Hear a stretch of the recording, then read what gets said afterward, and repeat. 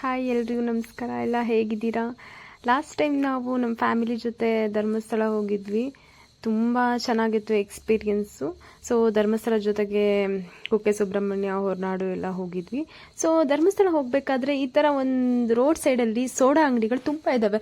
So ಒಂದ್ಸಲ ಯಾಕೆ try ಮಾಡಬಾರ್ದು ಅಂತ ಹೇಳಿ ನಾನು ಓಕೆ ಟ್ರೈ ಮಾಡೋಣ ಅಂತ ಹೇಳಿ ಅಂದ್ಕೊಂಡು ಟ್ರೈ ಮಾಡಿದ್ವಿ. ನಾನು, ನಮ್ಮ ಅಣ್ಣ ಆ್ಯಂಡ್ ನಮ್ಮಪ್ಪ. ನಮ್ಮ ಅಮ್ಮ ಏನು ಅವರೇನು ತೊಗೊಂಡಿಲ್ಲ, ನಮ್ಮದ್ರಲ್ಲೇ ಉಳಿದಿರೋದು ಕುಡಿದ್ರು.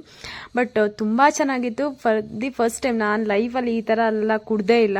ಬಟ್ ತುಂಬ ಖುಷಿ ಅನ್ನಿಸ್ತು. ನಮ್ಮಪ್ಪ ನೋಡಿ ಕುಡಿಯೋಕ್ಕಾಗದೆ ಕುಡಿತಾ ಇದ್ದಾರೆ, ಬೇಡ ಅಂತಿದ್ರು. ಬಟ್ ನಾವೇ ಫೋರ್ಸ್ ಮಾಡಿ ಕುಡೀರಿ ಅಂತ ಹೇಳಿರೋದು. ತುಂಬಾ ಚೆನ್ನಾಗಿತ್ತು ಆ್ಯಂಡ್ ತುಂಬ ಖುಷಿ ಅನ್ನಿಸ್ತು.